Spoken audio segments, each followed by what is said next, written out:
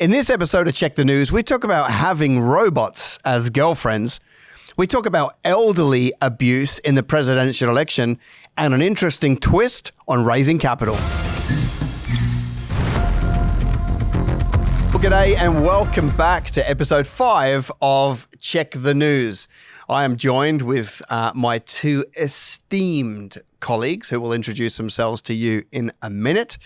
But the purpose of this show is to dig out some global news and then talk about it through the lenses of our faith. All right, and what does it all mean and what can we learn? And what this does is this saves you having to listen to 100 hours of propaganda because you can just jump on here and listen to an hour of propaganda. All right, it's great to be with you. Mark Bilton, why don't you let us know who you are, where you're going and where you've been? Hey Wes, thanks for the invite. Always great to be here. I love hanging out with you. So I was a serial CEO. So I led 6 different companies over 20 years, a couple of multinationals, a listed company, ended up running 40 countries for Gloria Jeans, doing their global business turnaround before the sale to Retail Food Group. So turnarounds. I started my career as a shop assistant in a menswear store with a zoology degree and a newfound faith. So God has a sense of humor. And he can do anything with anybody. I think that's kind of living proof of that. Married to Helen for 35 years, got 3 kids in their mid and late 20s now. Might be dating myself a little bit. Very good. And there's two things I do. I work with leaders these days, my post-corporate life. So I help them with strategy, leadership, and putting advisory boards together. And I've got a whole cluster of sort of mid-sized, sort of 100 million plus turnover companies that I help advise, which I love. It's great hanging out with them. And also I have a ministry where it's my kind of service to the body, if you like, where I help people think about faith and work integration. So mondaymovement.com is the faith and work movement piece, and then leadwelllivewell.com.au if you're interested in leadership, strategy and culture. Love it. Love everything you're doing. Dave Balestri, possibly the most networked person in the Christian faith. Give us the skinny. What are you doing? Great. Thank you. Great to be on the show. Love being with both of you guys. This is always fun. I do a couple of things. I run a marketplace academy that we built out from a local church called the Hope UC Center of Excellence. And that's a media-based training academy. We upskill business people and workplace leaders to be champions in their fields. So that's a great one. The other aspect of my world, I run a ministry called Marketplace Invasion. That's where I do some private consultancy with entrepreneurs and, again, workplace leaders and also some civic and sport leaders as well. Just bringing prophetic perspectives, spiritual formation, and hopefully some godly wisdom in the midst of it. So, Marketplace Invasion is that expression. Awesome. And I run an event called the Kingdom Business Summit. And if you're anywhere near America, you should be there on September 12th and 13th. Go to kingdombusiness.global. All right. The first piece of news that I want to talk to you about, it would be crazy if we didn't talk about the American election, right? Which is going to be a whole lot of fun. Or as I've called it at home, elder abuse. Because I think that nowhere in the world would we allow this to take place and put somebody in the spotlight and have everybody laugh at them. But apparently, that's what the Democrat Party are happy to do. So we recently had the first debate. They're telling us there's going to be a second. I'm not sure if Biden will make it, but let's talk about that first debate. It was a whole lot of fun. In fact, I mean, I watched it because to me it's like sport. But you know what? My summary at the end of the presidential debate was like 2 old dudes at a retirement village yelling over their hearing aids trying to find the TV remote. That's kind of how it felt to me, which is a worry when we're talking about the leader of the so-called free world. Let's talk about the debate, and then I want to get to what's happening currently on the ground. Gentlemen, some opinions. Dave, what do you got? I saw a meme after the debate was done, and it was a meme. It had both Trump and Biden. It said "grumpy old men," and which was a little bit like that. But I think what the debate did was it showed how adversarial both of the parties had become to one another, and how really polar opposite the policies. So there's a definite distinction whether you vote Republican or Democrat. You really are voting for two different futures as far as America in this next season. And I think that while both paint one another very polarized, the interesting one on Twitter, they actually had Robert Kennedy Jr. Superimposed in, and he's an interesting voice in a two-horse race, as it were.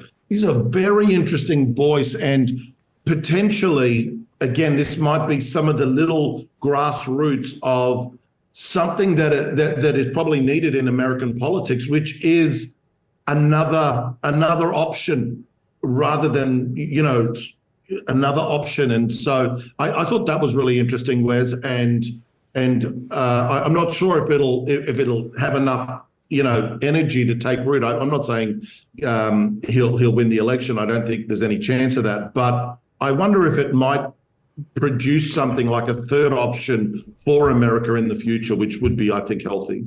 He's Democrat though, right? He is, but from a family of Democrats, I suppose. But yeah, but he's reformed. Like he's upset with many of the extreme positions of the current Democrat Party. And while he's not a full-blooded, like I'm not a Republican, like he's just this alternate, he's like the Nationals in Australia. Yeah. So I think that's smart, because if you just took it as business, what's the point in competing with what's already there? You would want to come up with some unique market proposition and go to market. And that's what he's doing. I don't know whether you boys noticed it. You brought him up. The footage he's been putting out around his own fitness has been, because he is like an incredibly jacked, ripped dude. So he came straight out with like reels around, doing like 30 chin-ups and pushing and lifting. So because you've got Trump and Biden arguing over who's the best golfer, right? And to be fair, if I had to play against those two, I'd play against Biden because it would make you look better, right? But because it's Tweedledum and Tweedledee in that respect. So he comes out with these like jacked, like inspirational videos as very clever to come over the top, with that sort of thing. Mark, what are you seeing? What's your take on this? Well, it reminded me of the two old guys in the Muppets. But I found it really hard to watch, and I sort of went from moments of compassion to moments of chuckling to myself. It was very, very bizarre, the whole thing. The fact that you got 300 million people in America, and these are the two best people you can come up with, there's something wrong with the way things are being done, if that's what we're getting. And they are the leaders of the free world, if you like. It's kind of overzealous statement, but they hold keys and power and huge amounts of responsibility. And I know there's massive machines behind them, but even so, it's a dangerous position to be in, I think. So Biden, I'm slightly confused, I must admit, because there's either two things going on here. One, they have completely made a mess of this whole thing. They've lied about the fact that he's having issues, mental issues, dementia or whatever it might be, or just getting old, and incapable of doing what he's being asked to do. They've lied about that for the last 18 months, covered up for him. There's lots of evidence of that. Have they hung him out to dry in order to be able to substitute another person? They've kind of owned gold a little bit, because if it's Kamala Harris, then we're all in trouble. She's the lowest ranking VP in American history in the polls. So exactly. So you can't roll her out. No, because they put she's the DEI choice, and that's a gatekeeper. They're not going to be able to replace her unless Michelle Obama. She's always been running the other direction, but she'd actually probably be a good candidate for the Democrats as a last minute replacement. The Californian governor would be the most obvious, wouldn't he? The young guy? Yeah, the one that's because obviously, we're talking about left and right, sadly. He's like the left of left. I mean, he's destroyed that state, right? So that it would make sense that they would bring him in, because he would be the poster child of a socialist government. Yep. Yeah, I did see an article. I was just trying to find it before that there's three other sort of heir apparents, and there's one gentleman that is the most likely. Yeah, it's not Camilla, and it's not Michelle. It's I'm just trying to. I don't know if it is the governor of California, but there is one that's in the wings there. I just can't remember his name right now. Yeah, so Newsom, Gavin Newsom, right? He would be. He would be the one that you would think, because he's the proudest of them all, right, and the loudest of them all. And then if you were going to vote on the Democratic side, you would be looking at that, going, okay, well, he's gonna take to America what he's done in California. So then you'd be freaking out big time, right? Because they can't keep anybody unless you've got purple hair, because you can't run a business in California, right? And prosper. You can't get people to work, and your taxes are twice as high, right? Then we come back to this thought of the tale of two cities, right? Yeah. Like two very different pathways that, there's that thought about we get the government that we deserve because in a democratic society, because we vote, and so then we live with the outcome of that vote. So that'll be interesting. The challenge, of course, is that it's not just about the US, because what happens there as the mega power will affect, irrespective of where you're watching this program from, whether it's Australia, Europe, it's going to affect. It'll have the knock-on effect that most elections don't. That's why the world's eyes are on it, to be honest. I mean, it has ramifications for the war in Europe. Again, it comes back to this thing about how important is great leadership and the right leaders. Like, how important is that? We've almost been punch drunk with leadership rhetoric, great in business, great books, all that sort of stuff. And so we can almost tune that out, but actually great leaders and great leadership is so important. I agree. Scripture says when the righteous are in power, the city rejoice, right? Because they can solve issues for people. And that's what we're not seeing now. We're not seeing a leadership that actually wants to solve issues. And if you take Biden, he got in on the backbone of Bidenomics, like his own economic plan, and it's a disaster now for your average American. Like I read an article from a lady in Las Vegas. Las Vegas is a swing state. It is going to be a big decision make on what happens, and they're in massive problems. Like the lower socioeconomic people are in real issue. And this woman said, I never thought I would say this, but I'm going to be voting for the crazy man because Bidenomics is killing me. Right? So, I mean, that's the issue with picking a hot potato to get in on, right? If you can't turn it around, then you get voted out on it, So that's going to be a real mess. But here's an interesting news article that I wanted to share on.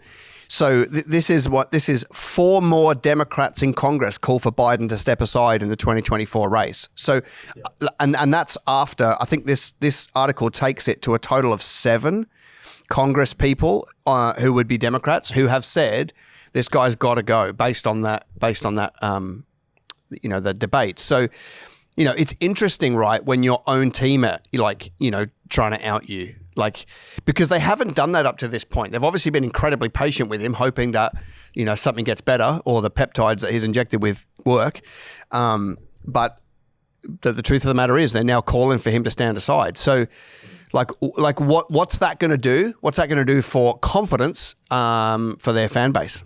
And that's what I was saying. I think there's a plan opting here. It's just been sort of ramping up slowly. You can just see a couple more. Whether it's just all sort of part of the plan to pull someone out of the woodwork, I just don't know. And the options that might work, with our previous discussion, pretty much covered that. But it's certainly. I think your average Democrat knows they're looking at a loss at the moment. I think Trump has handled it pretty well. He handled the debate very well, actually. Yeah, he did. He held his tongue and let him fall on his sword.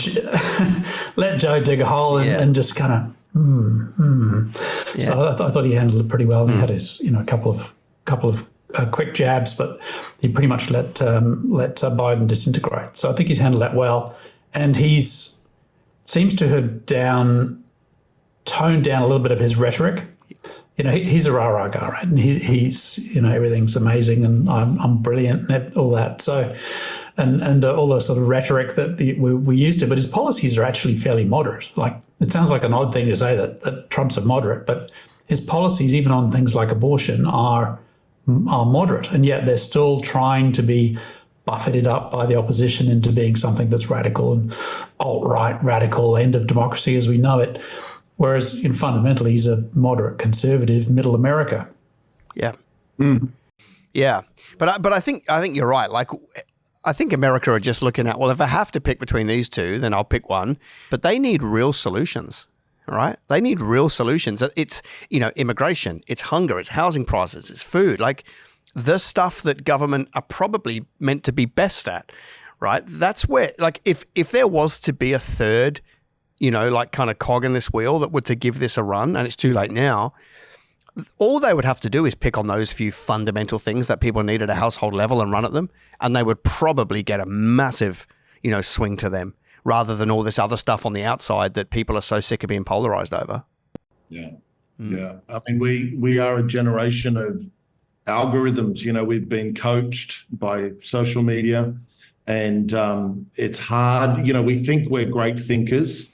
We think we have independent thought, but in many ways it just feels like we've been so conditioned, and so it's difficult for a new voice or a different thought to break in, especially in times of pressure.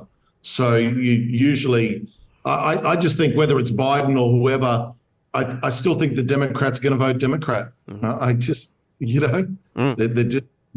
conditioned that way. It takes much more than, and there's probably still, even though people are suffering, there's still a lot of prosperity, in that land. Real change doesn't happen until it really hits, till it really grabs the greater population. Here's an interesting thought, right? Because I want to talk about 3 news headlines that have also happened in America that kind of point to the fact that it may not matter so much who's in, right? Like, maybe there's a lot of chest beating. So the governor for Tennessee, the state of Tennessee, created a bill, and it's a bill that went through Senate, so it had bipartisan support. And the bill was that he's called for the state of Tennessee to go into 30 days of prayer and fasting. And that got bipartisan support, right? And then if we jump to Oklahoma, we read that, they also did the same thing where they got the 10 Commandments back in every classroom, right? And if you go to Louisiana, it's like the scriptures back in school, right? Now, that's all in the space of 4 to 6 weeks, right? To get, and they were all done through legislature. They weren't just executive order, and created.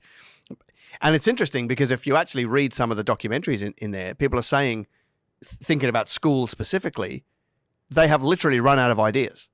The school classrooms have become such uncontrollable zoos that they're now going, well, if we may actually have to consider going back a little bit because we know that it used to work, and we may actually have to go back to scripture in schools, 10 Commandments in classrooms, right? And including God back in. So I think that's an interesting tide change in the narrative of America, and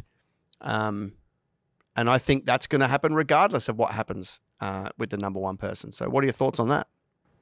I've got a couple of things going off in my head. One of them is, it's the democratic process, I think, that's broken down, that's just causing some of these issues. So we do need progressives. We need people to challenge the status quo and the thinking and increase that, we should be maybe doing this or that, and pushing those barriers. And we also need conservatives to say, hang on a second, we're throwing out the baby with the bathwater here. This is part of our foundation. We don't want to get rid of that. And then have some mechanism being able to have a reasonable conversation around those issues. So we haven't been able to do that. So we have these massive pendulum swings depending on who's in power. And I think that's what we're seeing in education. I'm hesitant to go, this is amazing, it's great, it's awesome, because I think we can make a mistake as Christians to look to create a theocracy. That's not what this is all about. We need to create an environment where people are well treated and looked after, and where ideas can be there's freedom of speech. There's an environment where people are doing well economically and safe borders, etc. But I think if we want to have that, we have to be careful not to push right through to a theocracy. So 10 Commandments, look, there's a lot of great historical Western societies built on, they're not the 10 suggestions, they're the 10 Commandments. And a lot of Western success has been built on that and valuing the individual, and we've forgotten them. So there's a historical element to that. So I wouldn't be opposed to it. And it does counteract some of the crazy thinking that we've seemed to have adopted holus bolus over the last 10, 15 years. Do you reckon that's pendulum swinging? From drag queen happy hour to 10 Commandments into school. I feel like we've just come back like one notch on a 1,000-notch belt. Like, I don't know that we're back over here. I think it's that thought about, though, I'm an entrepreneur. I love a choppy stock market, to be honest. The thrill of 20% gains and, okay, you cop the 15% loss and all the rest. And whilst it's exciting, it's that's good for adrenaline. I'm not sure that's great for nation building. When we've got things chopping and changing at the legislative level, the challenge can be that unless society itself is also evolving, then you've got legislator that doesn't match the will of the people. And that's a problem in both ways, whether it's going left or right or whatever it is. You will cause, like, it'll come back and bite you. That's why theocracies, for the most in history, end up in some sort of bloody revolution, war, things that we, as the body of Christ, now need to apologize for, the Crusades, because that it's a dominionism dimension that actually you feel like you're moving forward, but it is not the kingdom. It is a kingdom. It's almost imperialism. But the kingdom it's like a mustard, it's like yeast. It's a seed that grows. And so anytime politics disassociates itself from the reality of the people, which it has been, I know it has, it's a poor way to govern, and any gains are usually lost pretty quickly in both ways. So yeah, I'm not a fan. I'm a fan of, the 10 Commandments and all the rest, but there's just a different way. It's interesting times. So what do you think happens? So, economically, right? Like somebody's listening to this and they're running a business. Where are going to be the opportunities in the near term and the midterm for somebody running a business today, given what's going on? Because there's got to be opportunities for the smart people today.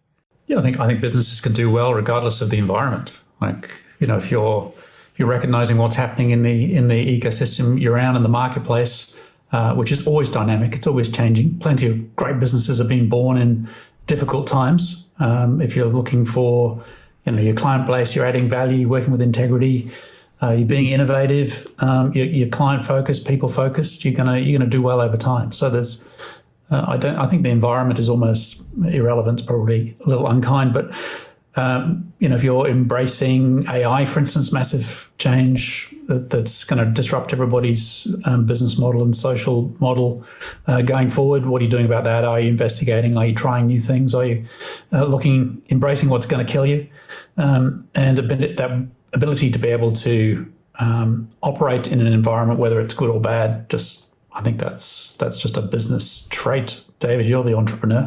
Yeah, I know. I love that. I think whilst you can get distracted and upset about the debate on, what is a woman, that sort of thing. Like you said, we're in the midst of one of the greatest technological revolutions, if not the greatest, through AI. It is going to change everything. I mean, literally everything. And you can miss that boat because you were busy shouting at the wind, circle of concern, and neglecting circle of control or circle of influence. That the rules of great business still apply in a chaotic moment. There are unique opportunities, and I think if you're an entrepreneur worth your salt, you'll see that, because entrepreneurs are problem solvers. Keep solving problems. Keep doing great business, treating people well, value-based business, all the things that that you teach and train, all those things. Keep on doing those things. Don't get distracted by the noise out there. It's a great day to be making money, bringing influence, bringing kingdom impact through enterprise. It's a great day. I think that's smart. And you're both saying the same thing. It's like, this is when people make the mistake of sitting on the sidelines when they should just be like going crazy. Because you talked about opportunities, Dave. If we look at threats, right, a lot of people are seeing the American thing as a threat, potential to our democracy. But to Mark's point, the American economy as a threat is a spider compared to the threat of AI being an 800-pound gorilla to your business, right? So, like you can spend all your time being upset with a little thing, but if you don't address the AI thing, as an example, your business is gone if we don't adapt to that. So, I think that that speaks to both of your points about like where do you put your attention, because sitting on the sidelines you shouldn't do in any economy, right? But you will see more friendly policy or less friendly policy from your leaders, but they're not the deciding factor on where your business lands. No, far from it. Far from it. Like, I think good organizations in a downtime will do the things that most companies won't do. So some companies, it becomes self-fulfilling. They go, it's going to get tough, right? Let's just cut some costs, get rid of some people, stop marketing because that's expensive, easy to put a line through. They just have a bunker mentality. Whereas if you think about investing in the things that are going to drive you forward, communicating better with your clients, use it as a time to, even if it's a really difficult time specifically for your industry, that's a wonderful time to gain market share and build momentum. Sharpen your game, get better over-service, better communication, much more dynamic in the marketplace, get alongside people, help them do well. If you do that, and particularly as things come out, you have so much momentum, you just take massive parts of your market share. So if you have competitors in your industry, you can grow. They've got other people doing the same thing. You can go and you can not only grow the pie, but you can go and be aggressive as far as making more of the market. One of the most overlooked strategies right now is acquisitions, because like most people are hunkering down, but right now, if you take just Australia, we have 2.4 or 2.5 million businesses. The majority of those skew towards micro. 10% of those are unofficially for sale right now. They're not listed, you can't find them, but in the mind of the owner, they're for sale. Right. And that's 3 times as many as it would have been when times were good. And it's 3 times as many as it'll be when times are good. Right now, they're for sale. And so, right now, I'm helping 5 of our clients acquire competitors. And they all have a vendor finance arrangement. So they're not even putting the money down for them. Right. Yep. Same thing. Got a big client who's doing a roll up and a great opportunity. Great opportunity. So, so I like that concept around economic winter is the time to make the biggest changes, and then capital raising. It's a little bit harder now, but also not. If you've run a clean business and you've got clean books and you've got some assets, you can borrow, right? And you can go and start shopping, and that's what the big guys do, and that's what the smart business people do during these times. Yeah, great. Speaking about capital raising, here's an interesting one. Airtasker, so the gig economy website where you can get jobs done from people. They've done 2 deals recently where they're, instead of doing a capital raise for money, they're doing a capital raise in exchange for media, which I think that's interesting. So ARN, massive media company in Australia, so Media, ARN Radio, and a few things like that, basically have come together. And so instead of the media company putting money into the startup, they're giving media to media buy. And so instead of Airtasker raising capital to spend on growing, they're giving equity in their business to a media company in exchange for media. And it's actually, I guess it's happened before, but it's not a common way of running. And I just thought I'd get your 2 opinions on it, because it's brutally smart in many respects, because I'm sure you can negotiate more press in dollars than money you could have asked for, right? So your dollar goes much further.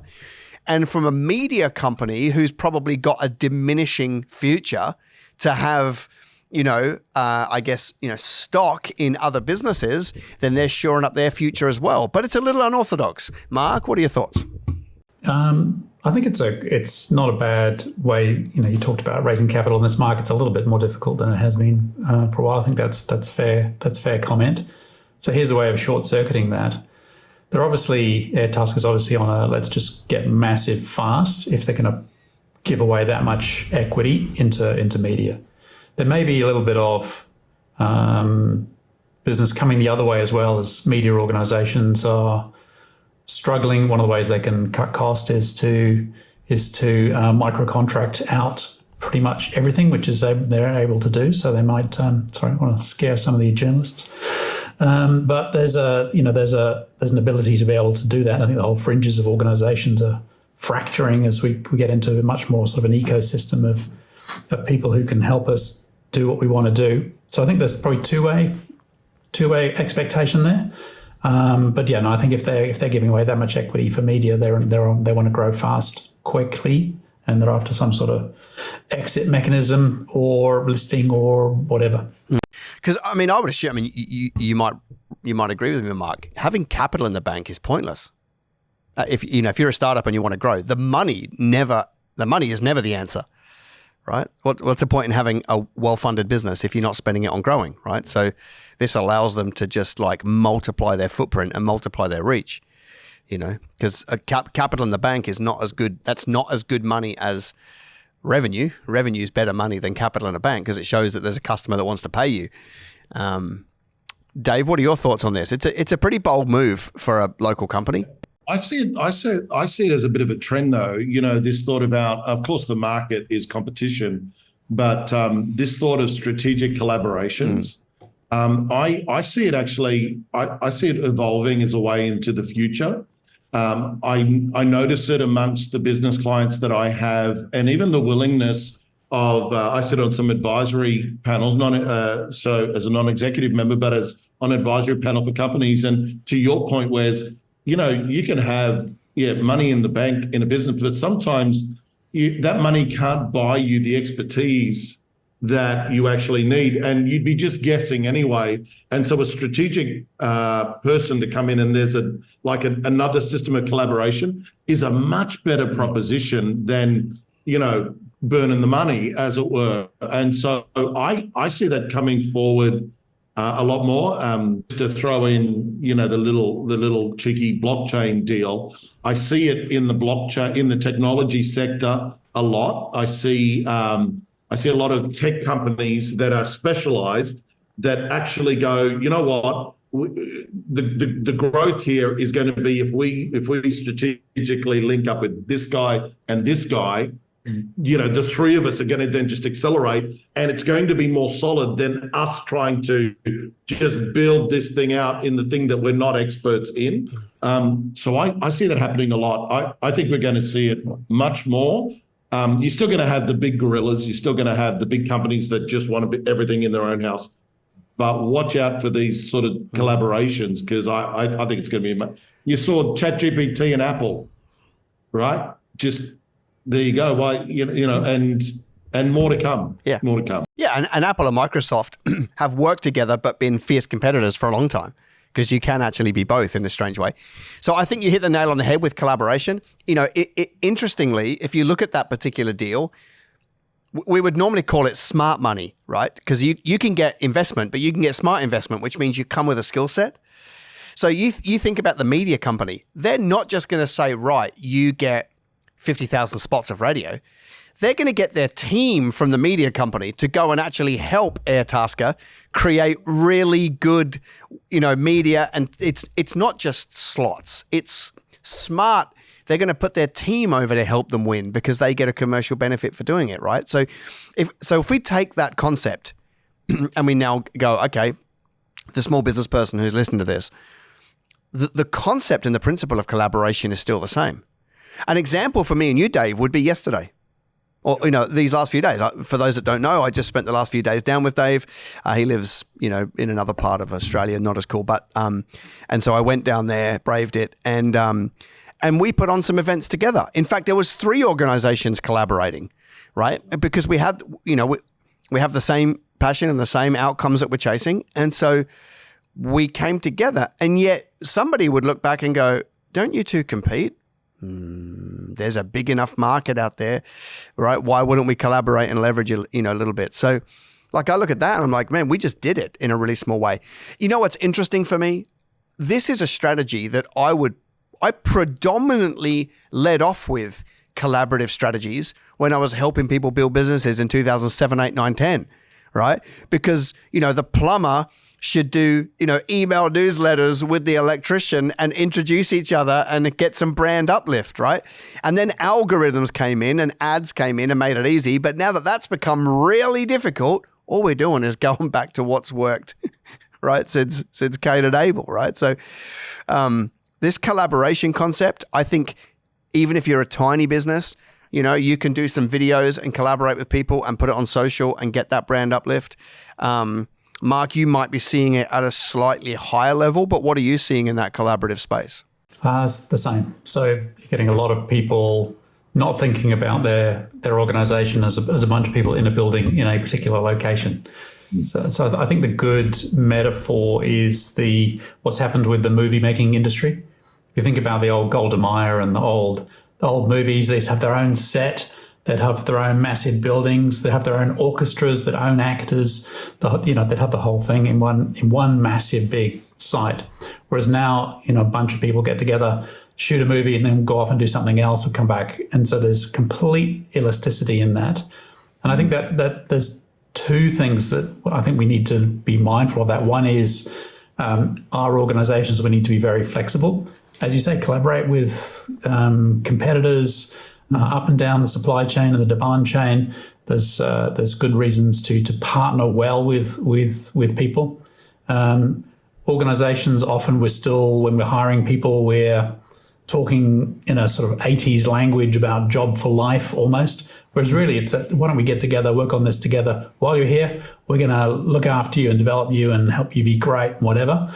And then you'll go off and do something else, and that's fine.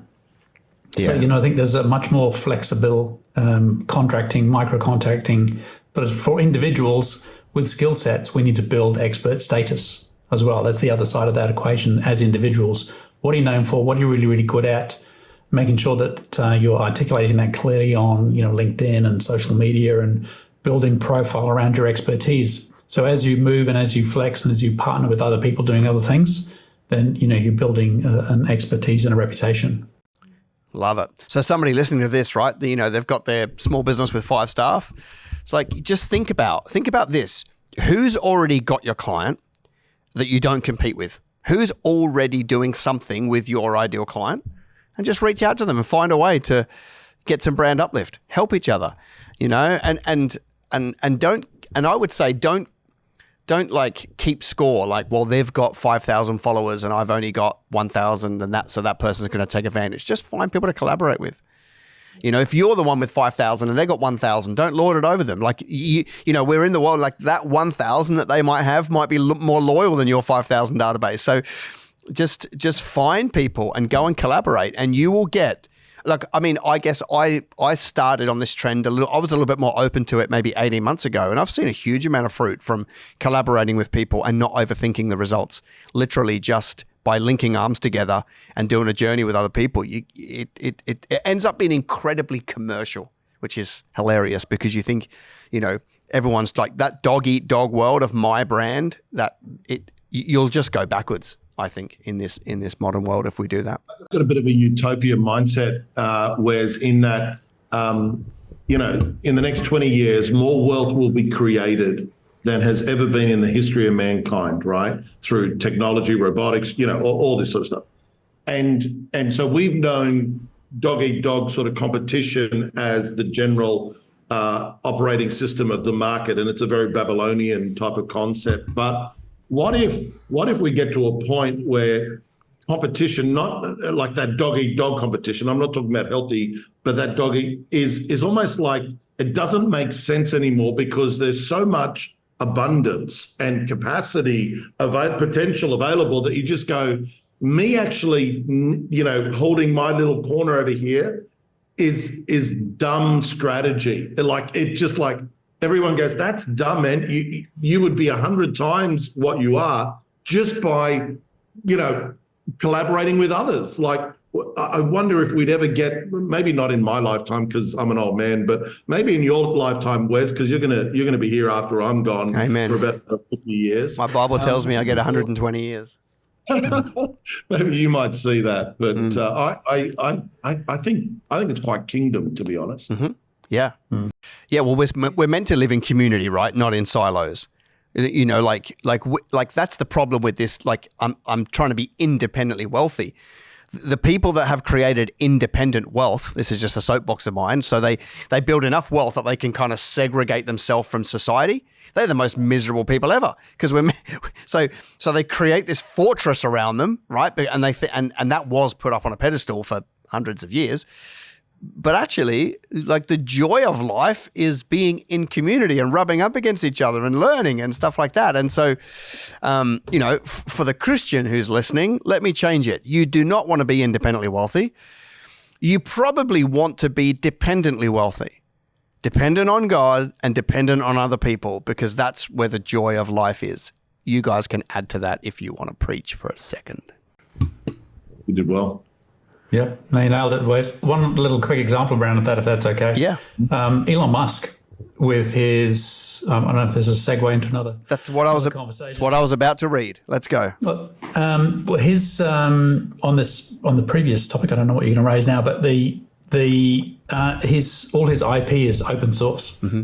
Yes. So he's published everything. You can just help yourself. You can do exactly what he's doing if you've got the will and the way to be able to do that, which is extraordinary and counter commercial thinking, if you like, but he's done it with a very open hand. Well, who's going to pay that price? This is what he knows.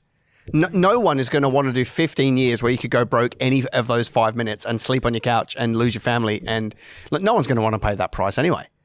Yeah. No one's coming after him to steal his IP.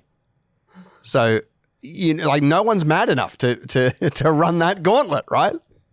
All right, so while we're on the topic of Elon and, still never run a profitable business, so let's keep him in check.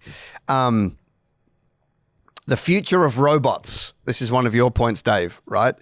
So I did actually watch the early stages of his 2024 shareholder where they just worship the ground he runs on. And he looks like he's in a space bunker because that's just Elon, right? Not a, you go to the ANZ, like, annual shareholders meeting, it's just a boring boardroom, right? But Elon just comes out chanting, and as you would expect. But to your point, he's talking about robots. And making robots and the future of robots. And here's what he says. People will want them for home services, companionship, and I just roll my eyes, but, and work services. The ultimate ratio of how many humanoid robots will be wanted, potentially at least one per person, maybe two. To make them will cost about $10,000 and we'll sell them for $20,000. So he's already got the entire business plan created. Basically, he's going to make robots. You're going to have one and maybe two of them at home to do all of your chores and to be your new girlfriend? BFF, best friend forever. Let's just keep it at that. Best female friend forever? Like, it gets a bit weird when it's BFFFF. But anyway, what are your thoughts, David? Yeah, look, I watched the entire his entire shareholder presentation. It was interesting. He went into robotics, of course. That was a big piece of it. Look, he said that it just makes sense. In his mind anyway, he can't imagine why why wouldn't you want someone to cook your dinner and, clean your house other than you? Like, is that something that you would really want to do if you didn't have to? And so he said, look, the reality is that it's a mindset thing right now, but we'll come around. And he said, look, the robotics is going to be so affordable. Like I said, he said $10,000. We'll sell them for $20,000. So less than a car. Most families have at least one car. Why wouldn't you have a robot? I think his timeline, he's sort of said, I think he said as of next year, they're going to have several thousand robots throughout all the Tesla factories walking around doing jobs. They've already got some doing them, but he said we're literally going to roll out tens of thousands of them within our factories. And so I think it's interesting. A lot of my friends hate everything about this discussion because they watch Terminator too many times. Or iRobot, darn you, Will Smith. But I'm pretty open to this stuff, so I think I'd buy one. Maybe not version 1, maybe version 2, but I'd buy one. Yeah, it depends. If Tesla make them, that's cool. But if MG cars start making them, I'm definitely not buying one from them because that data's gone straight back to Xi Jinping's iPhone. What do you reckon, Mark? Where are you on this? Yeah, I think the Chinese equation is kind of an interesting one, isn't it? I think even Elon's starting to bump into an issue there with 230 billion the Chinese are spending on investment in cars, and they're flooding global markets with it, and the Americans are putting up tariffs and we're not. So anyway, that's another interesting debate. Robots, I think going back to Elon Musk, he's a visionary and he's an innovator and he has resources. So he will make this happen. I think what he's done with electric cars, if you think where he came from, and whereas you're quite right, his journey has not been an easy one. And then what he's done with SpaceX, contracted now by NASA because he's doing a better job. Look, he's able to disrupt and create whole new markets. He's a visionary. He's got resources. So this is very, very doable. Would I have a robot? Probably. If Apple made one, I'd definitely have one. Yeah, that's it was part of the Apple ecosystem. So once they knock out all the problems with it, Apple will come up and it looks really well and easy to use.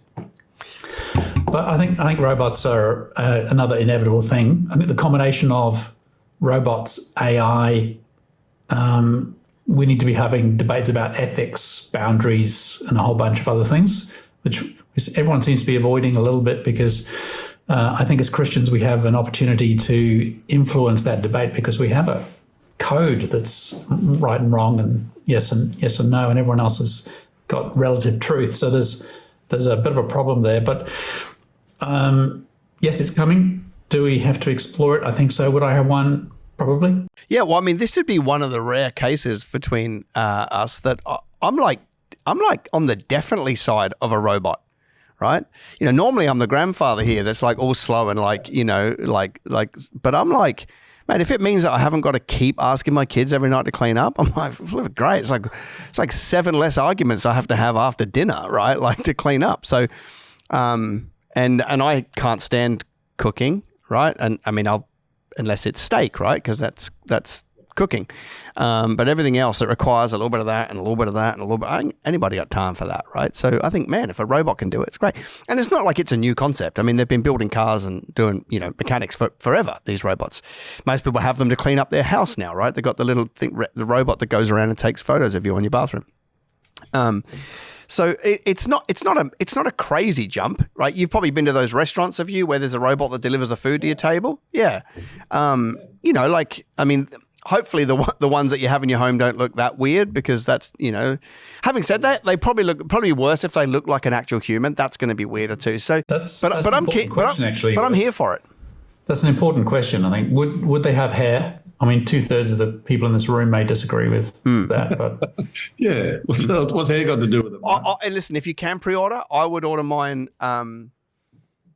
follically challenged if that was a checkbox. Follically challenged. If it was a checkbox on the order on the Tesla site. Maybe you could come as like your favorite action hero. So it's like I don't know, you got like Iron Man or something. Tony Stark. Like you literally that'd be awesome. Maybe I don't know. You don't want to look like the Dalek from Doctor Who, do you? I'd just freak you out. Yeah. So okay, then. Well, while we're on that super weird topic, what would you pick then, Mark? What would yours look like? Me. It's not something that I have given any thought to before, Wes. I have no idea. I know Dave has, but I'm just wondering if you like where you're at with that. Idea. Could be a C-3PO maybe. Right. Yeah. It could be like your favorite sports, Ronaldo or something. And imagine you're having a chat with Ronaldo. I mean, he's a robot, but you just, I don't know, talking about the footy or I don't know. See, I don't know whether I'm just more spiritual than you guys, but I'd probably have mine look like the devil. because I tell the devil what to do all day now anyway, right? Because he is under my feet, and it would be great to just be able to yell at the devil at home all day long as well. I think that'd be a heap of fun. You can make it all look like West Home.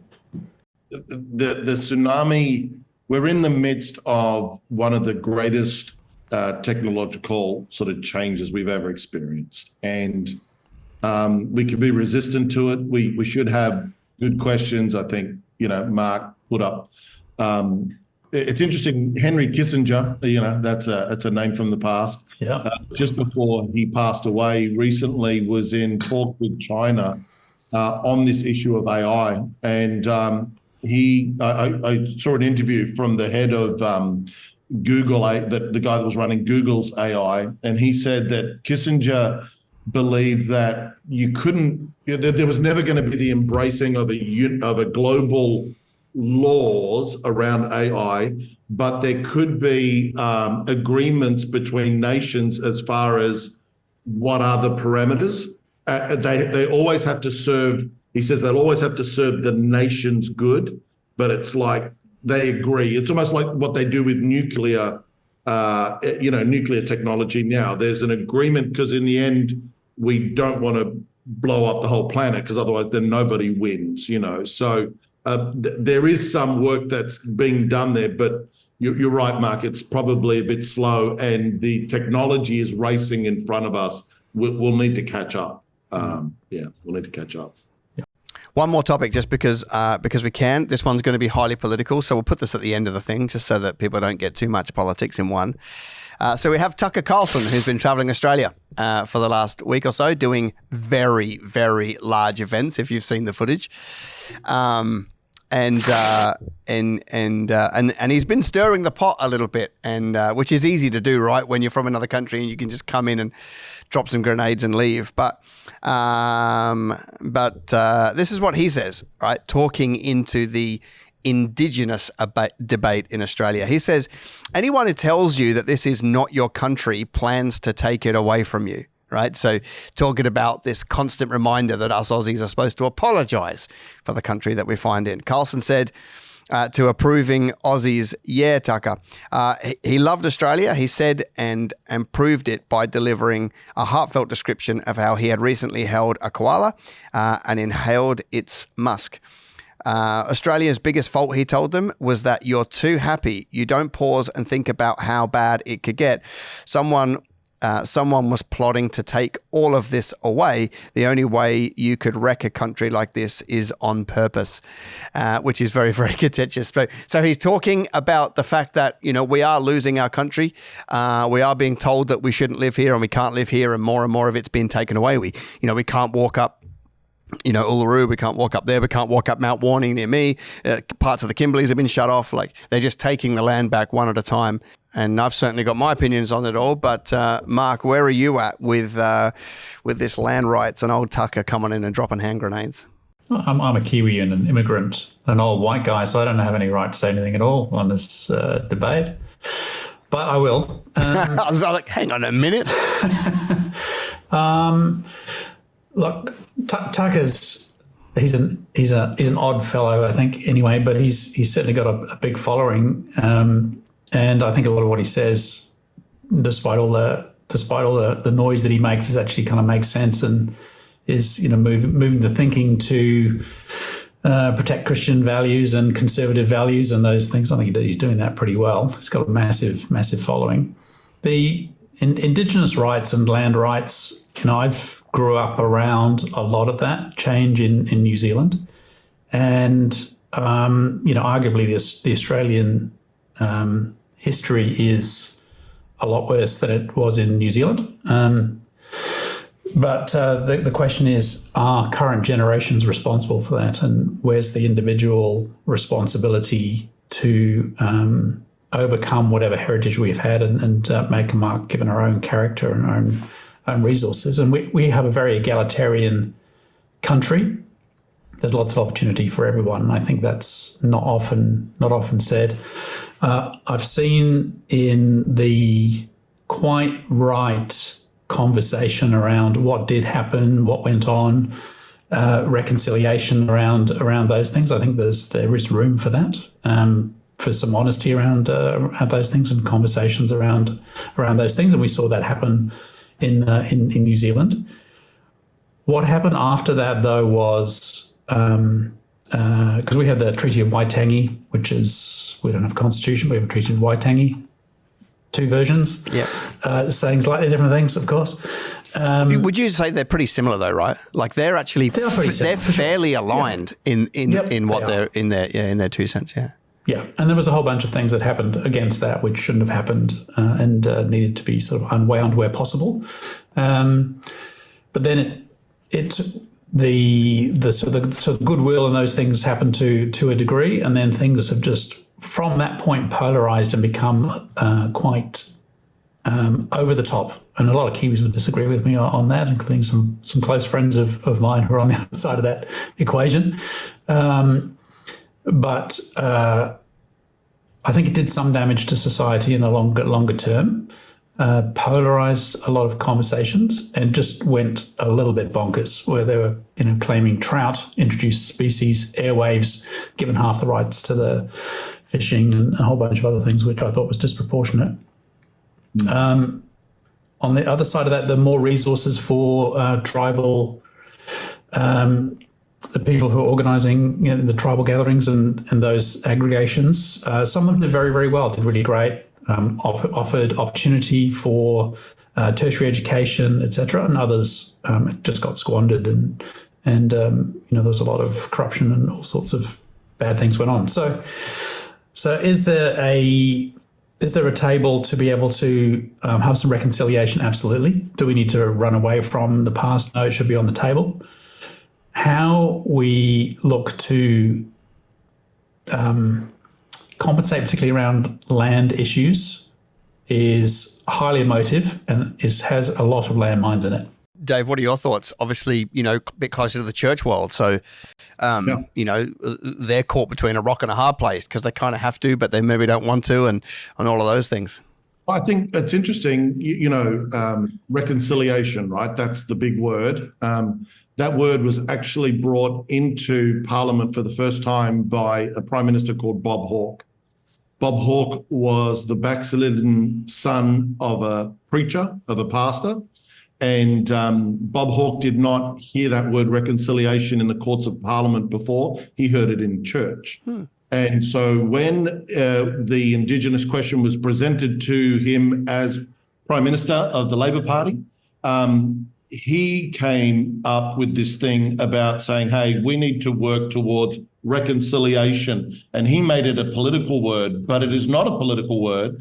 It is a Christian word, as it were. And it is, I think reconciliation is actually the pathway of the body of Christ, not just reconciling the Indigenous people, but all nations, and of course, ultimately all people back to God. So I think it's a failed experiment to expect a government to be able to take lead on this. I think it actually has to be a kingdom and a church thing. Tucker's interesting because sometimes you need to hear somebody else with a different accent that isn't living in your bubble say something that will provoke you because you've been lulled into this thing. I have a lot of Indigenous friends who themselves are over all the welcome to country, at every sport event, like they themselves go, it's too. They're saying it's too much. I'm polite, but I'm going, oh, maybe you need this. They're saying this is too much. This is really propaganda, and you're using us it's not actually benevolence. You're actually using us for political propagation. So I think that's a really interesting thing. I think the pendulum is going to swing backwards. Yeah. I do. And I think one of the brilliant things that Tucker did, I'm not advocating everything at Tucker, I think he just said it in plain American. Yeah.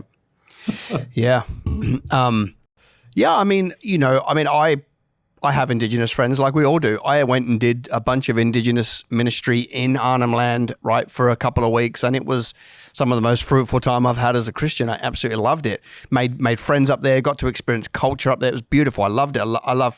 I love so much about their culture, right? You know, doing church in the open air, in the dirt with these people, like it was just beautiful, right? Beautiful.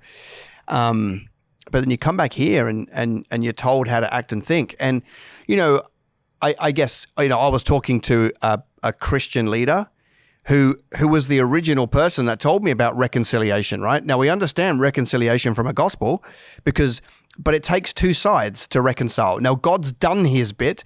So the gospel of reconciliation is for us to do our bit on the reconciliation. So then if we take to the indigenous issue, like I feel like it's very, very one-sided on the reconciliation, if I be honest. You know, like we've had Sorry Day, right? And we've had restitution decades, right? You know, financially where we've paid out. And, you know, and I guess I'm wondering at what point do we get to Forgiveness Day so that it is actually a reconciliation as a place to build from. But, you know, talking to one of the leaders in the Christian faith the other day, he said it's all about justice. That's what he wants. They're looking for justice. And I'm like, but with who? Because your perpetrator doesn't exist today. You don't have a perpetrator today. So how do you get justice from a government and from a people group that don't exist today, right? And so that's a lot to work through. But I feel like if we have to dance together to get to an outcome, it can't just be one of the parties taking all the steps. Yeah, a lot of work to be done in this space, for sure. Yeah, and look, no easy answers, but I think there is a danger of entrenching a victim mentality generationally, which I don't think is ideal. I agree. All right, well, that's the end of Check the News episode 5. It's been great hanging out with you guys. It was very political, and that's okay too. Next time we'll grab a whole bunch of like hot business topics and we'll just get back into the weeds so we can make loads of money and fund the kingdom. But Dave, do you want to pray for us as we round out this episode of Check the News? Father, we just thank you. Thank you for every person watching. Thank you for all these things going on. Lord, you are the ultimate leader. You have a plan and a purpose, and it's for good. It's not for evil. We hear that in your word. We thank you. You're involved in politics. The word is very clear on that it actually matters to you who rules, who governs, and Father, we just ask, like Wes said earlier on, that verse about, you know, when the righteous rule, the people prosper, the place prospers and the city prospers. And we just ask, Holy Spirit, that you would continue to raise up righteous men and women that love righteousness. Some of them won't even be your initiated sons and daughters, but they will be men and women that still move by you because you've got great plans for the nations. And so we thank you, Lord, speak blessing over everyone that watches this program and over the team in Jesus' name. Amen. Amen. Gentlemen, it's always a real pleasure of mine to hang out with you. And I really appreciate you. And we'll do it all again next month. For the listeners, we love you too, and we ask that you engage with us. You heard the handles and the social media handles of the guys, so go give them a follow and let me know in the comments what's the stuff that's jumping out to you so that we can give you more of what you're looking for. Well, that's another episode in the can. We'll see you really soon.